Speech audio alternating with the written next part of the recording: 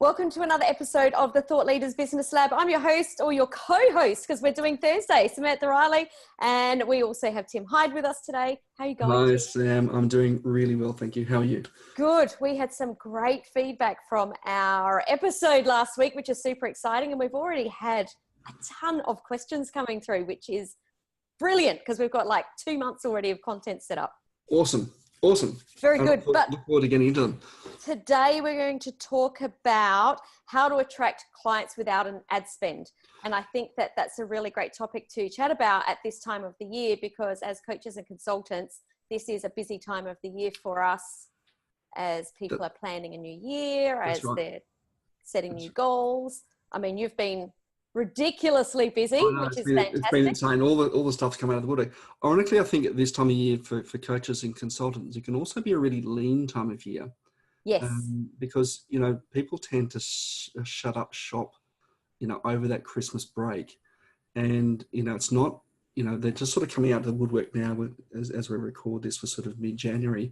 And as people come out of the woodwork, they're sort of going, let's start these conversations. And we're not necessarily putting dollars in the bank yet. We're kind of laying the groundwork to put dollars in the bank into February. And I know, if I go back over the last 5 years that I've been consulting, and I think at you it's even longer, it's always had this dip.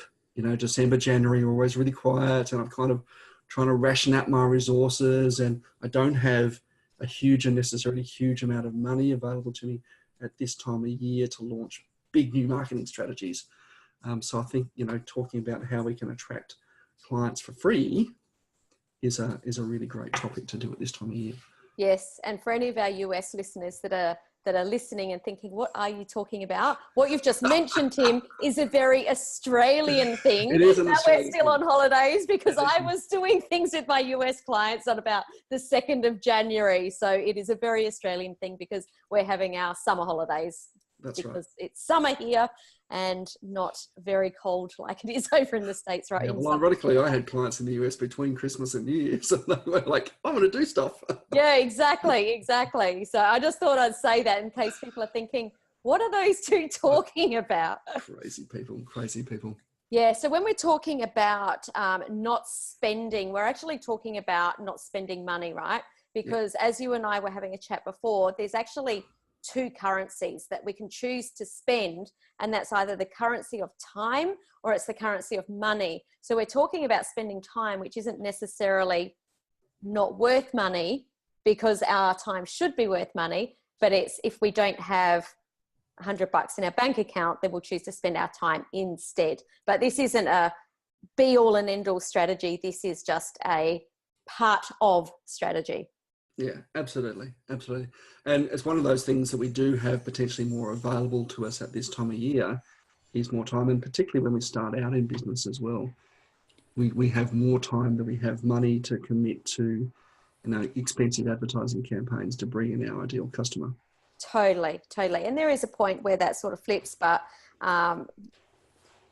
free marketing is a really, really great way to get off the ground. And actually, this would be interesting to hear your take on this too, Tim, because for me, it doesn't matter how big my business has been. And, I've had some businesses that are bigger than the other. I personally have always used free marketing strategies, even if it's alongside paid marketing strategies, because I believe that they work together in different ways. But I'd love to hear your take on that.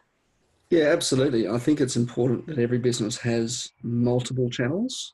Otherwise, you run the risk that if one of them stops working, as effectively, we know that all of our marketing channels go through ebbs and flows of how effective they are.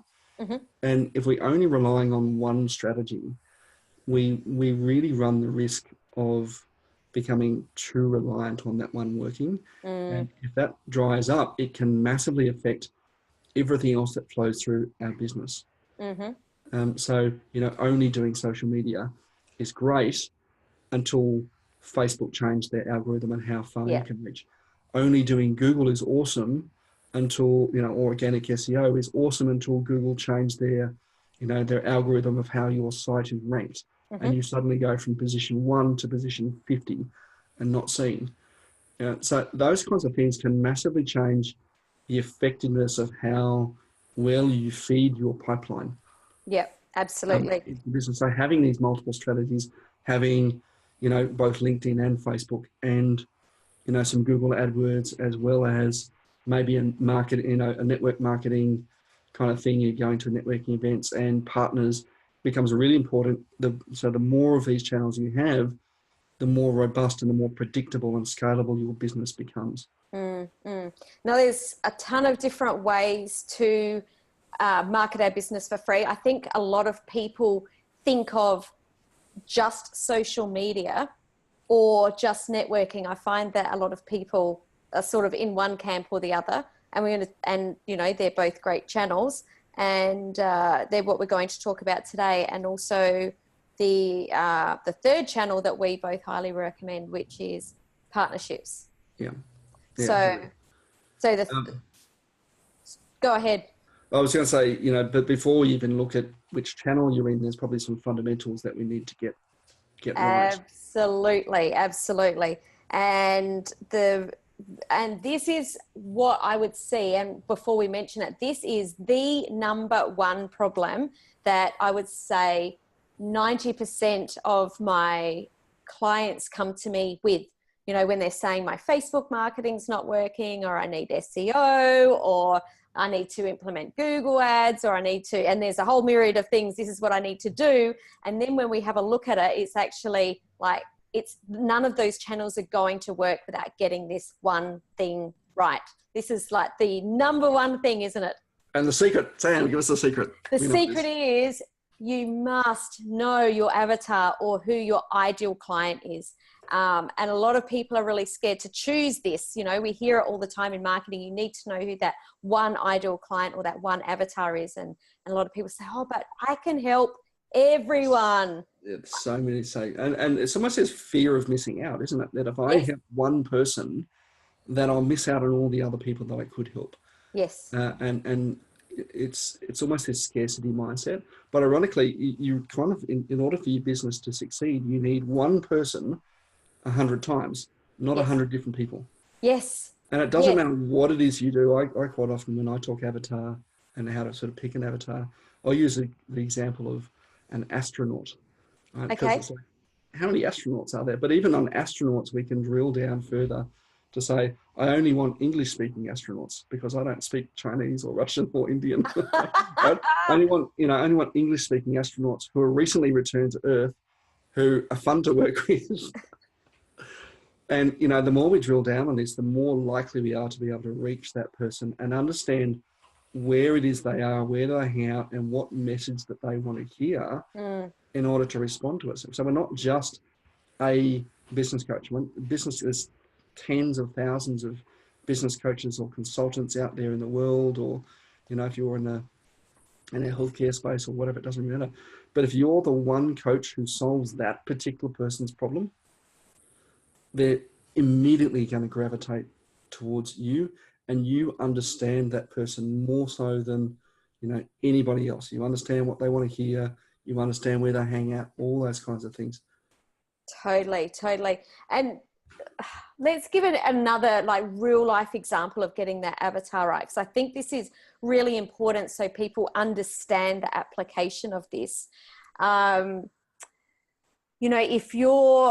If you're saying that I would like to, I'm able to help English speaking astronauts, then anyone that is an English speaking astronaut goes straight away, that's me. And they self-select, rather than saying, I can speak to anyone that gets in any vehicle. And that just doesn't hit the mark. People, there are actual real life people living real life's challenges and problems, and they've got emotions and all these things that are happening in their life, and if they don't feel like you're speaking directly to them, then they're not going to answer. Absolutely. It becomes too generic. Yes. So none of our marketing, whether we paid or not, works unless we understand who our avatar is. Yeah, absolutely. So knowing our avatar is the very, very first thing before we even start any free, and especially not any paid marketing. You need to know exactly who you're speaking to. The second thing is knowing exactly what their biggest problems are. the things that are keeping them up at night, the things that are going around in their head that are really making their life a big challenge. Yeah, and it's got to be big enough. I think it's got to be a big enough pain point as well. Yeah. You know, it'd be folly of us to think that people don't have. You know, I think everyone's got the pain point that we can help them with. You know, whether it's their health, whether it's been, whether it's their business, whether it's an advancement, whether it's a mindset thing, whatever. You know, everyone has these issues. Right? You and I have these challenges as well. You know, we both have self-doubts about our ability to kind of drive our business forward, to, you know, to provide a business that supports our teams and our family and achieves the goals we want to achieve. But for everybody, it's not necessarily the biggest problem they have right now. Yeah. So, you know, I want to get my son off the PlayStation. So, you know, if that's the biggest pain point, if it's putting food on the table this week, that's a bigger priority for me. If it's right now, I haven't had breakfast yet, so I'm feeling pretty hungry. Oh, no way. So that's my biggest pain point right now is breakfast. You could sell me anything else in the world, but my biggest pain point right now is I want to have some breakfast. Yeah, yeah. So if you're on Uber Eats right now and you need a trip, get over and take Tim some brekkie. That's right. You know, some nasi goreng would be lovely for breakfast, actually. I quite like nasi goreng. My favourite. I love nasi goreng. So, you know, but we've got to understand that, you know, even when we're talking to people's pain points, we've got to understand that we need to be a little bit patient about it. And that's going to be one of the things we talk about, you know, through the rest of this podcast, is that just because someone has our pain point doesn't mean it's their biggest priority and the thing that they need to solve today. Yeah. And actually, can I add something to that, Tim? I think that no matter what it is that we're helping people with, and, you know, I've worked in personal training and I've worked in, you know, different sorts of health coaching and dancing and, you know, business coaching and whatever it is, we do get caught up in thinking that our thing is the priority for everyone right now. Yeah. But just because we think it's a priority for them doesn't mean that it necessarily is a priority for them.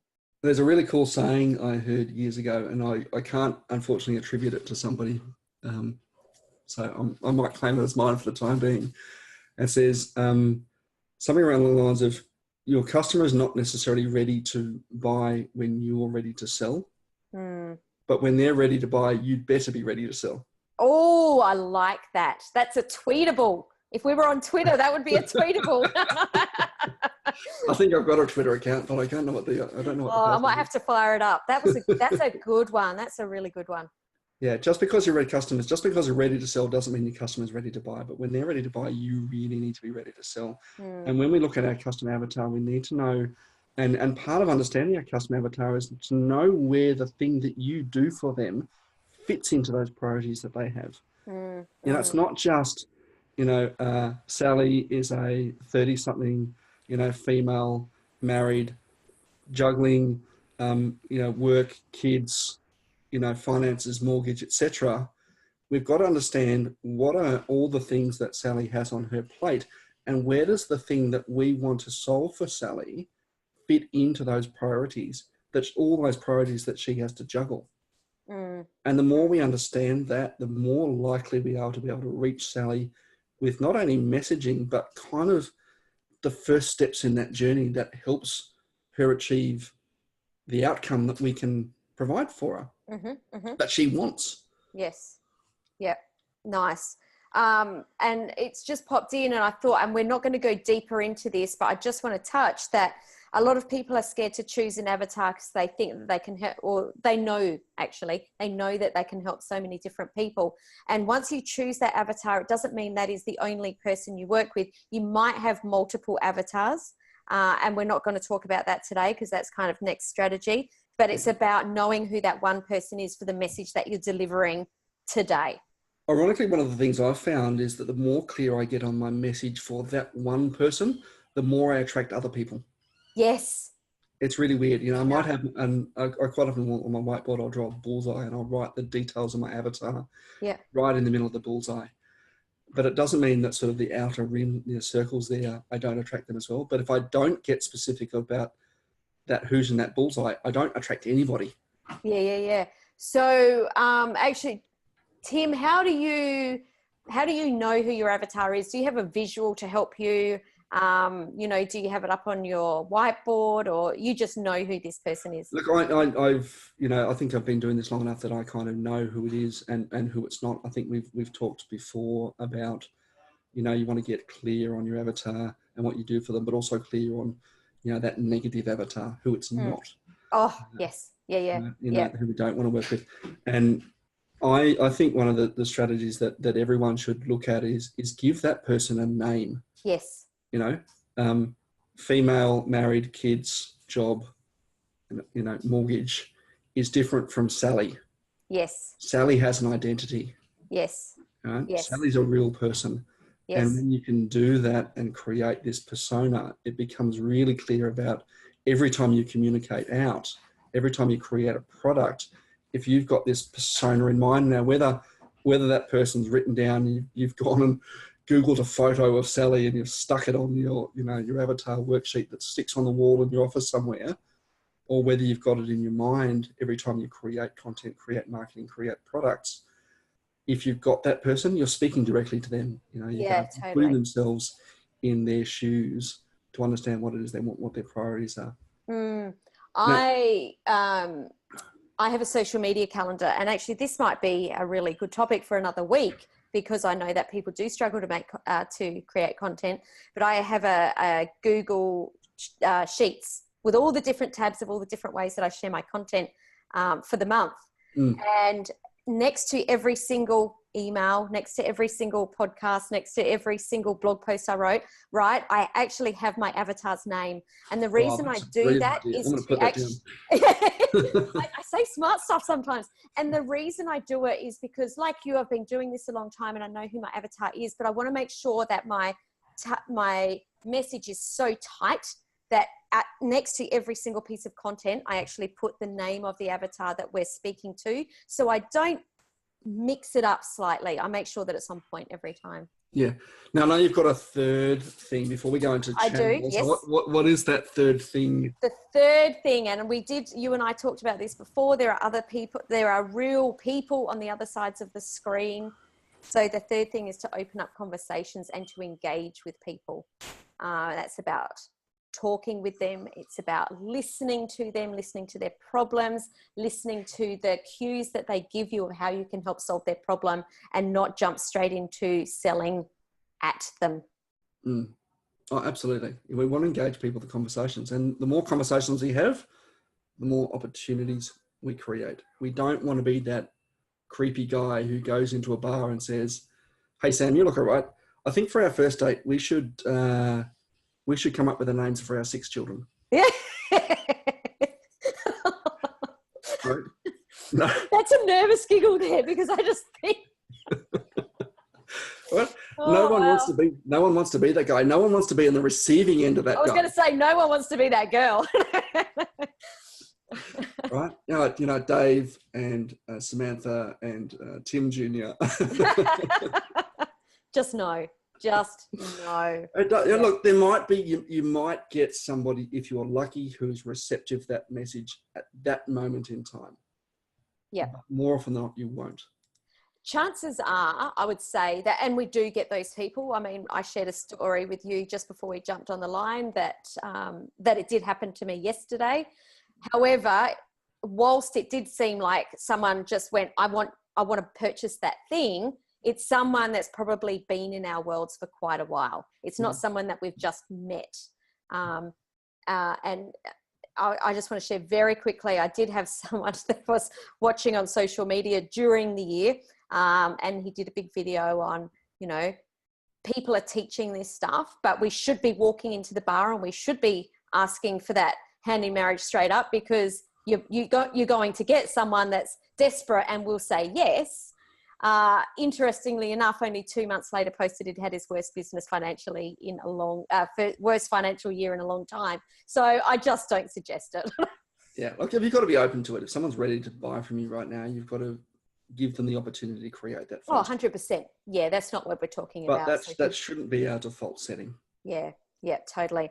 So we've got our three things that are the most important. We need to know who our avatar is and be very clear on that. We need to know the problems that are keeping them up at night. And these are probably the problems that are known to them, but they don't speak about. So they're not simple, shallow, high level problems. They're a little bit deeper, so we can really talk to them. And the third one is open conversations. So Tim, what are some of the ways that we can attract clients without an ad spend once we've actually laid the foundation, so we know that we need to make sure we tick those three boxes? Look, I think that, again, there are probably three obvious channels that most people, and we touched on social media being one of those. So that's probably a good place to start. Social media largely is a free channel for us. Mm-hmm. We can put out content that will attract our ideal avatar for free on Mm-hmm. whether it be Twitter or Facebook or LinkedIn or Instagram or wherever we want to put our content. Mm-hmm. That speaks to that customer's problem, that speaks to that prospect's problem, and the transformation we can create for them. Mm. And we just need to do it regularly enough and for long enough that people move through this journey from, and they get to engage with us and they get to know, like, and trust us, that we can solve their problem. Mm. Just because I put one post up that says, this is the transformation we can create for you, Mm-hmm. doesn't mean that my customer is going to see it. Mm-hmm. Because hopefully I'm putting it in the right channel for them. But Yeah, but even if you are on. putting it in the right channel, let's face it, not every single person in your contact list or your friends list or the people that are following you are going to see it. It's only a small percentage. Yeah, that's right. And that's why we want to create conversations. We want to, ask questions and get our community of followers to start engaging with our stuff. You and I are both in a content hub that Mm-hmm. we sort of have this sort of loose agreement that we will help kind of promote each other's stuff by sharing it, by liking it, by engaging with it, and value adding to those conversations. And when we do so, it's actually telling the algorithms that sit in behind those platforms that this is interesting content. Mm-hmm. And it should be shown to more people. Mm-hmm. Mm-hmm. So you know what else it does? It actually allows other people that the safety to comment, because they see, oh, I don't want to be the first one. Like, there's other comments there, so I feel safe to comment, and we can see that Sam and Tim are engaging with the people that are leaving comments. So I feel safe to do that. That's right. We become real people. And when we do that, it shows a different side of us to potential prospects who are coming into our world. They're engaging with the content. They came across it because it's interesting. It's something that solves a problem for them. It will take them part of the way on that journey we create. And when we start having that engagement with people and being a little bit vulnerable and open and kind of that engaging, creating those conversations, it also tells that prospect that we're approachable.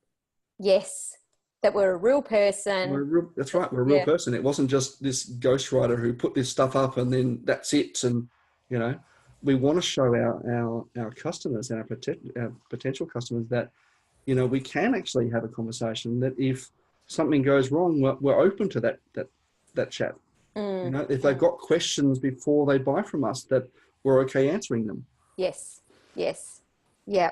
So that's social media. We want to make sure that we're not just creating the content, that we're sharing our own content, we're sharing other people's content, that we're liking people's posts, that we're commenting, that we're replying. If someone uses the currency of time or spends the currency of time to leave a comment, then at least have the respect to thank them for it and engage in a conversation. Absolutely. Yeah. And cool. We've got to be doing it enough over a long enough period. Yeah. So that we give people that opportunity. Just because someone sees your stuff the first time doesn't mean to say that they're ready to start engaging with you. Yeah. It might be the next one. It might be the next one. It might be the next one after that, before they go, oh yeah, like I'm ready to take that next step in my customer journey, to start talking to you, to start a conversation, to go, yep, you've now hit something that's a real pain point for me, to move on to that next part of our journey. And if you're have a more intimate conversation. Totally. If you're looking at people's social media that is getting a lot of interactions, and I know that I have a lot of people say this to me, oh, but Sam, it's okay for you because you have all these people commenting on your posts or you have all this engagement. Just know that when I first started on Facebook in 2007, I actually have a giggle when my Facebook memories come up because there's plenty that I've put on there where I haven't even had one like. It's when it's you've known this person for 8 years and here's all the engagement, and literally there's one photo. Yeah. I actually haven't had that. Those are the ones do you want to share this? I go, no, not really. So, it's a long-term strategy, but we'll get more into that as we wrap this up. So Social media is definitely a great place to attract clients. What do you reckon the second one is? The second one for me, this is actually a huge one for me. This is how I've grown all my businesses, is actually through partnerships and collaborations. I intuitively did this right from day one, before I even knew that it had a name of strategic partnerships. I didn't even know it was a thing. I just knew that when I went and approached people and spoke to them and said, let's create a win-win, that was the fastest way to tap into other people's networks. So tell me more about that. How does that work for someone who's going, I know some people, who should we approach? How do we start that conversation? How do we make that work for us? Yeah. So I think that the very first thing you need to look at when you're starting to think that collaborations would be a good way to grow your business, and just take note, that is everyone that's listening. That's you I'm speaking to.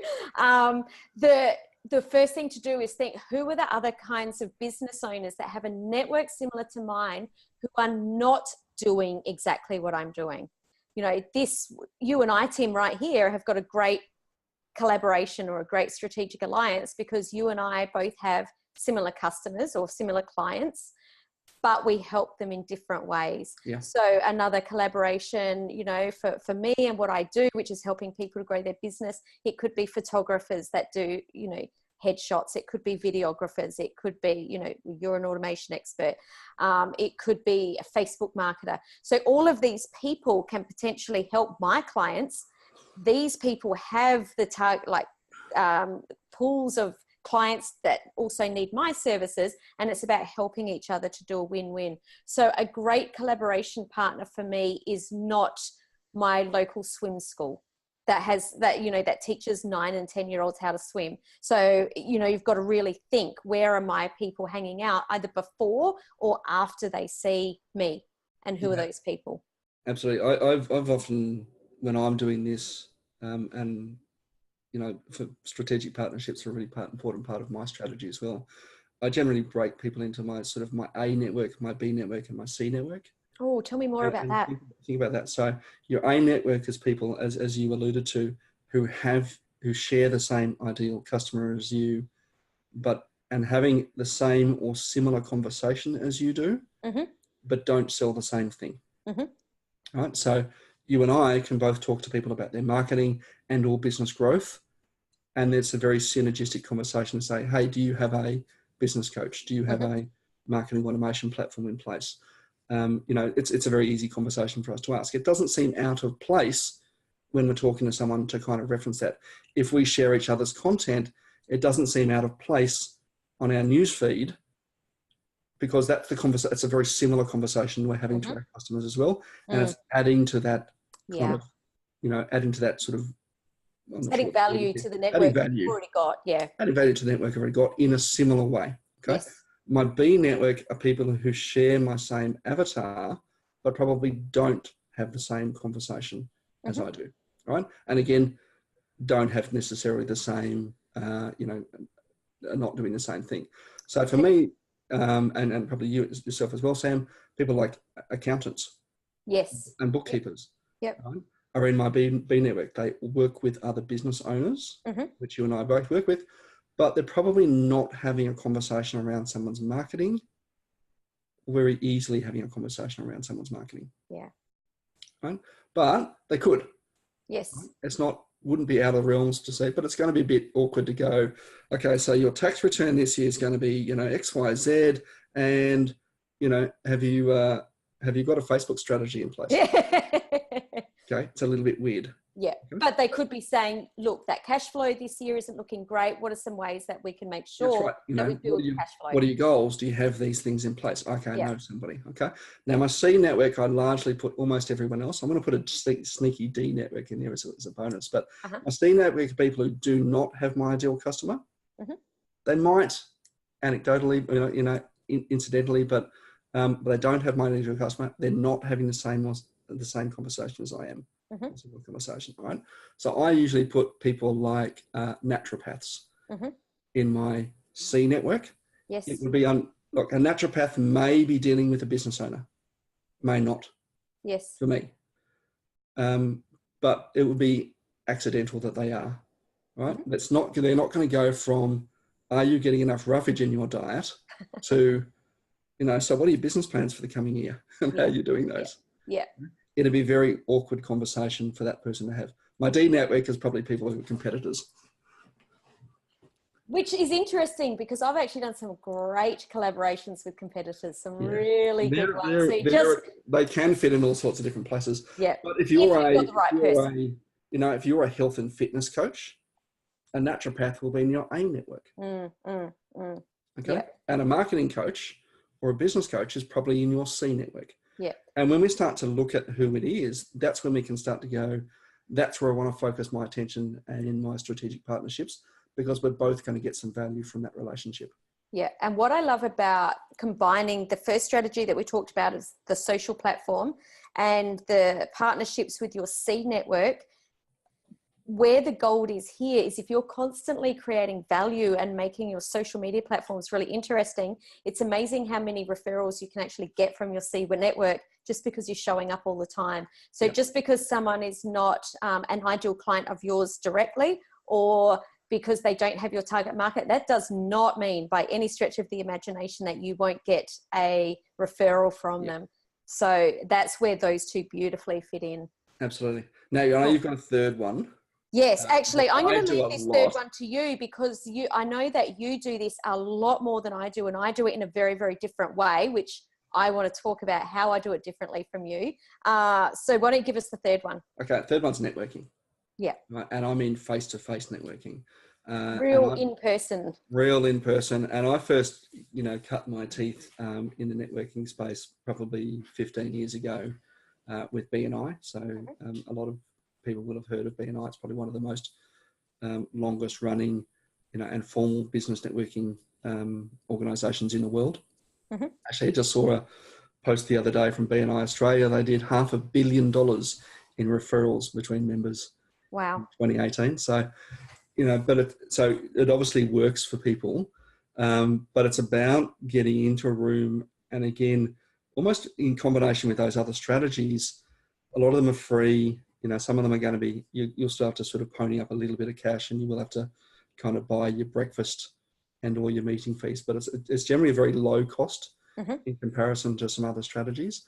And getting face-to-face, shaking hands, being seen, crafting and delivering your pitch on a regular basis, and building that relationship with someone who can refer you once they know what you do, into their networks as well. And again, your social media part of this can come out of it. Your strategic partnerships can come out of networking as well, because you're meeting people who may or may not be customers and or referral partners. And those people are also bringing their networks into the room as well. Yes. As you're bringing your network to the table, they're bringing their network to the table. And there's that sort of cross-pollination and opportunities created as a result. Totally. And this is where you need to really be acutely aware again of who your avatar is. And I know that you do a lot of networking, Tim, in your local area. I run one now, and I'm doing 3 meetings a week. Oh, you better give it a quick plug. So I now do BX networking. I'm the area leader for the Canberra region, so that's pretty exciting. But meeting lots of people sort of every week, and being able to sort of promote businesses in other cities and states and stuff Yeah. Really good. And look, I've built relationships with people through that all around the world. Who's someone Yes. who knows someone who knows someone who knows somebody. Yes, yes. Which is how I use networking groups a little bit differently, because where you can service traditional small business owners, you know what I'm talking about really monetizing your expertise in a different way, in a different mode. So a lot of business owners can't get their head around at the beginning. So I find that my networking is better served in rooms where I know other global entrepreneurs are. So rather than go to a local networking event every week, I will strategically choose different rooms to be in around the world, depending on who's going to be there. Yeah. You know, I'm not going to Digital Marketer, but you know, that's a great place to be, because there's a lot of people that are connected with the people that I want to be speaking to. So yeah. And again, you can have an avatar for your ideal referral partner as well as your ideal customer. Correct. And understanding where they are and where they can be is really important. I think, certainly one of the strategies that I do in face-to-face networking is not always ask for my ideal customer, because that's only going to get me one referral. Yes. What I'll quite often do is I'll go in and say, look, I'd really love an introduction to a business guru. Yes. Because I know a business guru like yourself has lots of my ideal customer, and then I can actually create strategic partnerships with that person to educate them about how I can help their customers and how we can create those win-win relationships. That is a fantastic distinction, because I hadn't even realized that that's what I was saying, is that I actually go and network in rooms where I'm actually looking for collaboration partners, not for customers. Good pickup, Tim. Oh, sneaky. Okay. It's just about opening doors. It's not always about finding the customer, finding our end client. Sometimes it's about finding people who can open doors for us and create, open doors, even introductions to other people who might be a better fit for us to work with. Totally. We have covered an absolute ton here. What would you say are really the overarching message that we want to leave our listeners with today? We talked about this a little bit before, but I think with any strategy, and particularly one where, we're trying to build relationships with other people, is we've got to be patient and recognize that it does not happen straight away. Right? This is... When we're, whether on social media, we've got to build up, a bank of credibility. We need to be, visible, likable, and credible. And if we're not those three things for someone, whether it's a referral partner, whether it's a networking group that someone's promoting us through, whether it's social media, if we're not visible but likable and credible, no one can buy from us. If we're visible and likable, we're fantastic company at the pub, but again, no one's going to buy from us. Yeah. If we're visible and credible and not likable, again, why would I ever give that company money? Yeah. I don't like you. I don't like what you represent. Yes. I can't stand being around you. So we need to tick all three of those boxes in order for us to bring in not just who our ideal avatar is. I mean, it's one thing to go, I happen to like this person, right? Everyone goes for, a particular kind of person. Even in our personal relationships, it's like, I like tall, dark, and handsome, blah, blah, blah, Yes. We go for that, but we've got to create our own avatar as being an attractive avatar to that customer. Yes. As well. Yes. Totally. We have to create our business as this attractive thing that our avatar is going to want to deal with. Totally. So it's about consistency, because that's how people are going to trust us, is we've got to keep showing up, and delivering the same message, speaking to the same people, so that people aren't confused when we show up, so that they are 100%, they can trust that we're going to show up. They're going to trust that we give them the advice or can help them whenever they need, and that they trust that we're the authority that can help them solve their problem. Absolutely. Perfect. Now, next week we've got some fun stuff. Oh, hang on. Before we jump into next week, I've actually got a freebie for anyone that's just listened to this episode that really wants an in-depth strategy of how to attract 3 to 5 clients next week.